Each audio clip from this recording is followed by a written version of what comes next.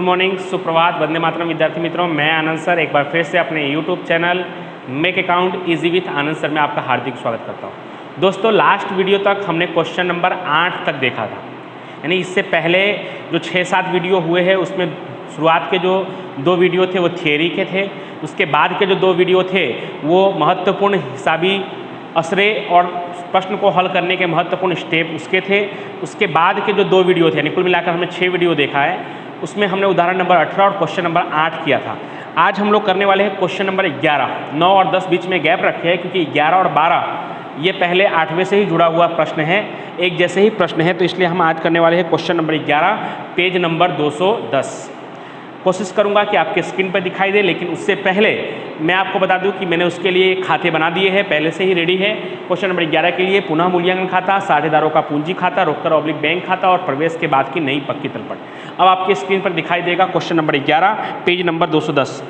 प्रेरणा और पीयूष पूंजी के प्रमाण में लाभ हानि बांटने वाले साझेदार है। कौन से प्रमाण में? पूंजी के प्रमाण में।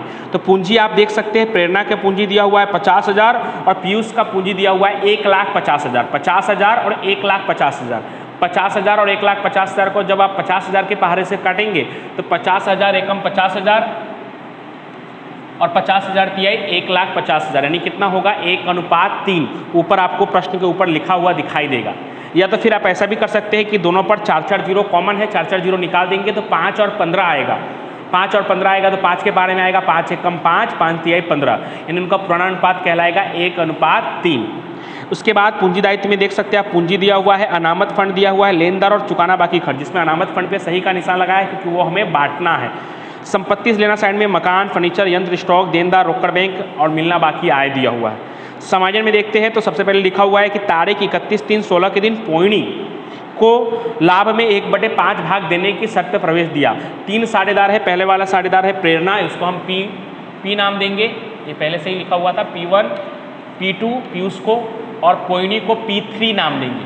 उसी तरह से इस तरफ भी लिख लेंगे P1, P2 और P3। P1, P2 और P3 हम लोग नाम देंगे तीनों को।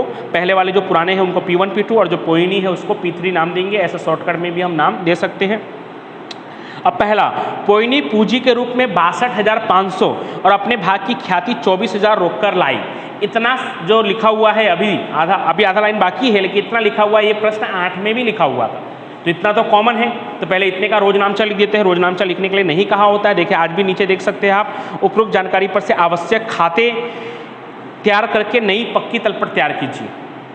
तो रोजनामचा नहीं लिखना है, लेकिन हम अपने समझने के लिए शुरुआत के 1-2 सवालों में लिख लेते हैं।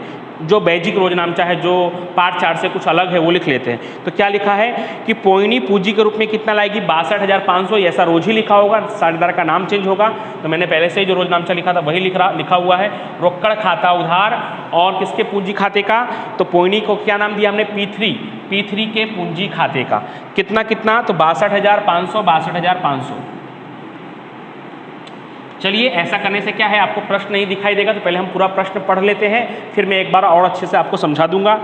आगे लिखा है, ख्याति की रकम में से 60% रकम पुराने साझेदार तुरंत ही क्या करेंगे? निकाल लेंगे। ये आधा लाइन खाली पिछले प्रश्न और उदाहरण से अलग है कि ख्याति की रकम में से 60% रकम पुराने साझेदार क्या करेंगे? तुरंत ही निकाल लेंगे। चलिए हम इसको समझेंगे बाद में। दूसरा, स्टॉक और यंत्र की बाजार कीमत क्रमशः 20,000 और 1,20,000 है, तो आप लगा सकते हैं यंत्र और स्टॉक पे नंबर 2, पहले पे आप सही का निशान लगा सकते हैं। तीसरा, देनदारों पर 10% डूबोतरी गिनना है और 2% बट्टा अनामत करना है, तो देनदार पे लगा सकते हैं नंबर 3। चौथा है, लेनदारों को 30,000 चुकाना पड़ेगा, तो लेनदार दिया हुआ है 40,000, अब 30,000 चुकाना पड़ेगा, मतलब 10,000 चुकाना नहीं पड़ेगा। ध्यान से देखिएगा, 30,000 चुकाना पड़ेगा मतलब पहले 40,000 दिया हुआ है, और अब 30,000 चुकाना पड़ेगा मतलब 10,000 चुकाना नहीं है, तो हमारे लिए फ़ायदा है। आप लगा सकते हैं लेनदार पे नंबर 4।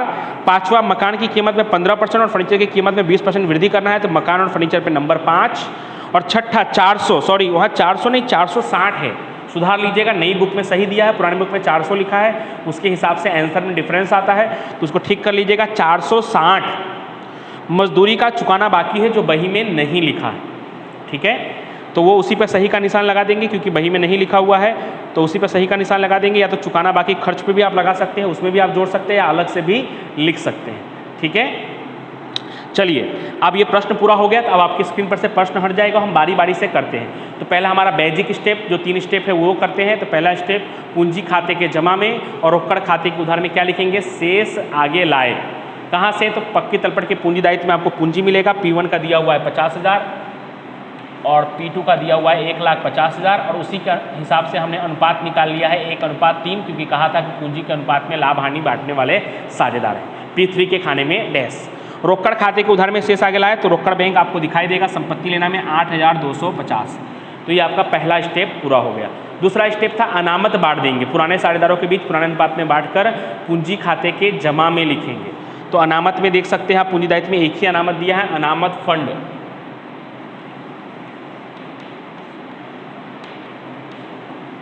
कितना दिया हुआ है, तो 30,000 दिया हुआ है। 30,000 को 1:3 में आपको बांटना है। 30,000 को जब आप 1:3 में बांटेंगे तो पहले वाले का आएगा 7,500, यानी 30,000 × 1/4 तो 7,500, और दूसरे वाले का आएगा 22,500, और तीसरे वाले के खाने में डैश, क्योंकि वो नया साझेदार है। तीसरा स्टेप संपत्ति लेना, साइड पे जाकर हम 3 नाम चेक करेंगे, ख्याति, विज्ञापन, अभियान खर्च और लाभ हानि की उधार शेष। इन तीनों में से कोई भी नाम नहीं है, यानी तीसरा स्टेप आपका स्किप हो जाएगा, वो नहीं आएगा आज। अब समायोजन पढ़ते हैं। पहला पोयनी पूंजी के रूप में 62,500, तो उसका रोज नामचा क्या होगा, रोकड़ खाते उधार। पोयनी को हमने P3 नाम दिया है, P3 के पूंजी खाते का 62,500, 62,500। खतौनी करेंगे तो रोकड़ खाते के उधार में लिखेंगे हम P3 के पूंजी खाते 62,500, और पूंजी खाते के जमा में जाकर लिखेंगे हम रोकड़ खाते, पहले में डैश दूसरे में डैश, और P3 के खाने में 62,500। आगे क्या लिखा हुआ है, ख्याति के रूप में 24,000 रोकड़ लाएगी। तो पहले उसका 2 रोज नामचा, रोकड़ खाता उधार ख्याति के प्रीमियम खाते का, रोकड़ खाता उधार ख्याति के प्रीमियम खाते कितना लाएगी ख्याति के रूप में 24,000, तो 24,000, और उसी का दूसरा ख्याति के प्रीमियम खाते उधार पुराने साझेदारों के पूंजी खाते का। पुराने साझेदार कौन है, P1 और P2। P1 और P2 के पूंजी खाते का 24,000 को कौन से अनुपात में बांट देंगे, तो त्याग के अनुपात में बांट देंगे। कौन से अनुपात में बांट देंगे, ख्याति को त्याग के अनुपात में। लेकिन दोस्तों आज प्रश्न में सिर्फ पुराना अनुपात दिया हुआ है, नया अनुपात नहीं दिया हुआ है। तो मैंने आपको बताया है कि जब प्रश्न में सिर्फ पुराना ही अनुपात दिया हो, नया अनुपात नहीं दिया हो, तो वही पुराना अनुपात उनका क्या कहलाएगा, त्याग कहलाएगा। तो और अच्छी बात है, हमें आज त्याग नहीं गिनना पड़ेगा। तो 24,000 को पुराना अनुपात है 1:3 में बांटेंगे, तो पहले वाले का 6,000 और दूसरे वाले का 18,000 आएगा। चलिए पहले इसकी खतौनी कर लेते हैं। तो रोकड़ खाते के उधार में जाएंगे और क्या लिखेंगे, ख्याति के प्रीमियम खाते,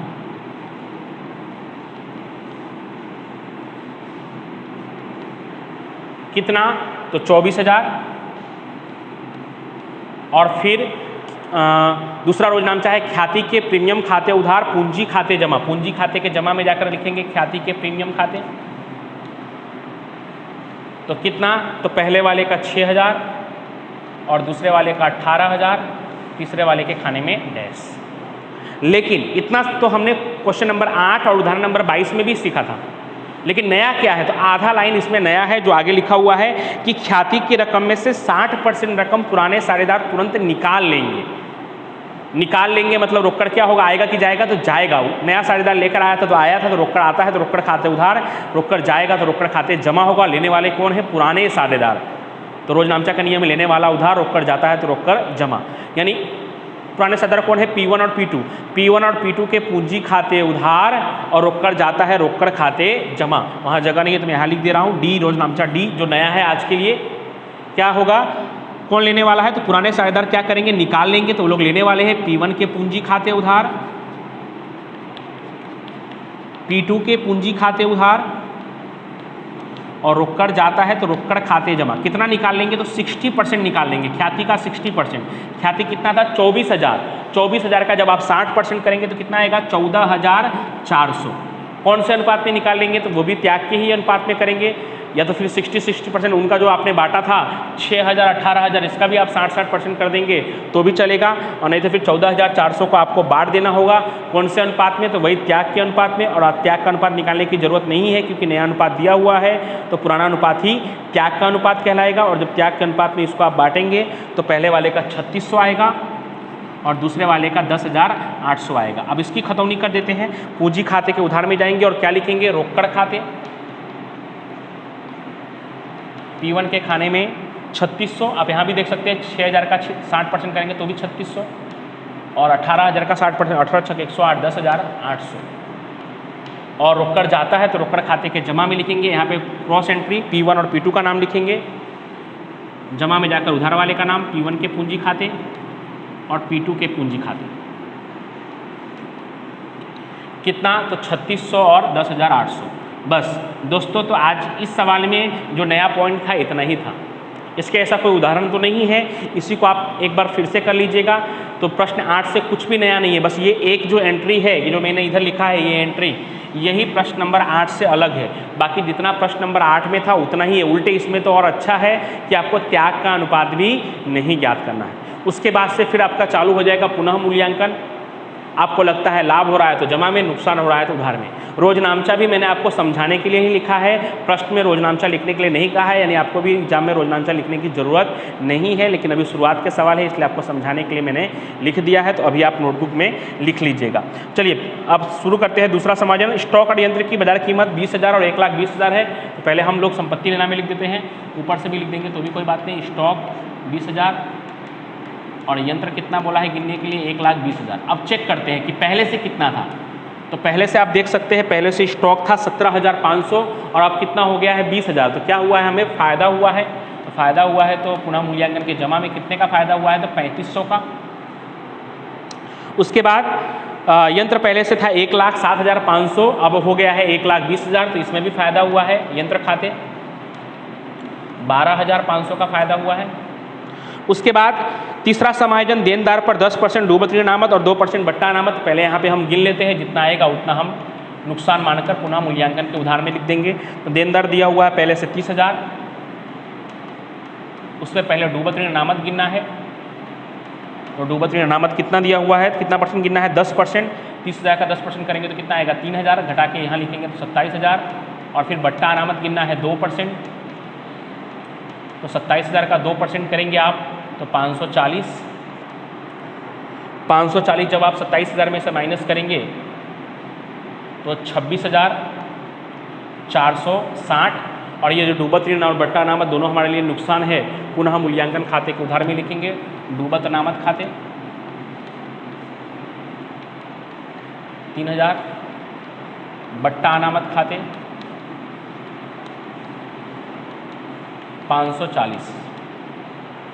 उसके बाद दोस्तों अगला टॉपिक, लेनदारों को 30,000 चुकाना पड़ेगा।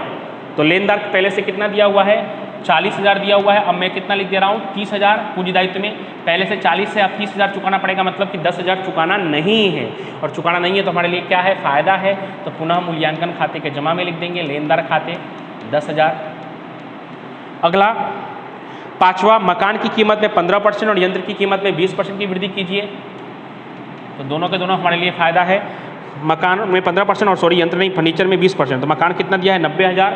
90,000 में 15% वृद्धि करेंगे तो दोनों मिलाकर मैं यहाँ पे कैलकुलेशन कर लेता हूँ। मकान में जब आप 15% वृद्धि करेंगे तो 15% जोड़ देंगे तो 1,03,500, यानी 90,000 प्लस 15%। ऐसा करेंगे तो डायरेक्ट आ जाएगा 90,000 गुणे 15% करेंगे तो अलग से आएगा 13,500, जो कि फ़ायदा है। तो हम पुनः मूल्यांकन के जमा में लिखेंगे, मकान 13,500। फर्नीचर में भी कितना परसेंट वृद्धि करना है, 20%। फर्नीचर कितना दिया हुआ है, 17,500। 17,500 का 20% करेंगे तो 3,500। 3,500 जोड़ देंगे यहाँ पे तो 21,000 और 3,500 का हमें लाभ हुआ है। तो पुनः मूल्यांकन के जमा में फर्नीचर 3,500। लास्ट समायोजन है, चुकाना बाकी क्या है, मजदूरी कितना, तो 460 हमारे लिए नुकसान है। तो पूंजी दायित्व में चुकाना बाकी मजदूरी 460। और पक्के तर्पण के पूंजी दायित्व में खर्च चुकाना बाकी है तो उसमें भी जोड़ सकते हैं आप। चुकाना बाकी खर्च में ही हम जोड़ देंगे, दो बार ना लिखना पड़े। चुकाना बाकी खर्च पहले से दिया है 1,500 और उसमें हम 460 जोड़ देंगे तो कितना हो जाएगा 1960। 1500 पहले से दिया हुआ है और 460 मजदूरी का चुकाना बाकी जोड़ देंगे तो कुल मिलाकर हो जाएगा 1960। अलग अलग भी लिख सकते हैं। तो इस तरह से हमारा ये सवाल पूरा हो गया। अब हम खाते बंद कर देते हैं। तो सबसे पहले हम पुनः मूल्यांकन खाता बंद करेंगे तो उसके जमा पक्ष का योग ज़्यादा आएगा 42,000। उधार में जो डिफरेंस है वो लाभ कहलाएगा, जो हम पुराने साझेदारों के पूंजी खाते पुराने अनुपात में लेकर जाएंगे। पुराने साझेदार कौन है? P1 और P2। कितना डिफरेंस आएगा? तो 38,000 डिफरेंस आएगा, जिसको पुराना अनुपात में बांट देंगे। पुराना अनुपात है उनका 1:3। 1:3 में जब बांटेंगे तो पहले वाले का 9500 और दूसरे वाले का 28,500। अब यहाँ पे उधार में आया तो यहाँ पे कहाँ लिखेंगे? जमा में पुनः मूल्यांकन कोष्टक में लाभ, पहले वाले का 9500 और दूसरे वाले का 28,500। अब बंद कर देंगे पूंजी खाता। तो बंद करेंगे तो पहले वाले का टोटल आएगा 73,000। पूंजी खाते में जमा पक्ष का ही योग ज़्यादा आता है। उसके बाद वाले का 2,19,000 और लास्ट वाले का 62,500। वही टोटल हम यहाँ भी लिखेंगे 73,000, 2,19,000 और 62,500। इसमें से बारी बारी से माइनस करेंगे। 73,000 में से आप 3600 माइनस करेंगे तो 69,400, 2,08,200। आप इस पर राउंड भी कर सकते हैं अच्छा दिखाने के लिए। और लास्ट वाले का 62,500। यही पूंजी हम यहाँ पे लिख देंगे। P1, P2 और P3 पहले वाले का है 69,400, दूसरे वाले का है 2,08,200 और तीसरे वाले का है 62,500। और जब तीनों का आप जोड़ेंगे तो तीनों का कुल योग आएगा 3,40,100। अब रोकड़ खाता बंद करेंगे तो रोकड़ खाता जब आप बंद करेंगे तो रोकड़ खाते का टोटल आएगा 94,750। यहाँ पे भी लिखेंगे 94,750। इस तरफ जो कम पड़ेगा उसे कहेंगे शेष, आगे ले गए क्वेश्चन मार्क। 94,750 में से ये दोनों माइनस करेंगे आप तो आपका टोटल आएगा 80,350, जो आपको पक्की तलपट के संपत्ति लेना में रोकड़ ऑब्लिक बैंक 80,350। अब हमें पक्की तलपट चेक कर लेना है कि पक्की तलपट में कुछ बाकी तो नहीं रह गया। तो पक्की तलपट में पूंजी दायित्व में हम देखेंगे पूंजी हमने लिख दिया है, अनामत फंड बांट दिया था, लेनदार हो गया है और खर्च चुकाना बाकी भी कंप्लीट हो चुका है। संपत्ति लेना भी मकान, फर्नीचर, यंत्र, स्टॉक भी हो चुका है। उसके बाद रोकड़ ऑब्लिक बैंक भी हो चुका है। सिर्फ एक चीज़ बाकी है, मिलना बाकी आए 750। तो वैसे का वैसा लिख देंगे, मिलना बाकी आए।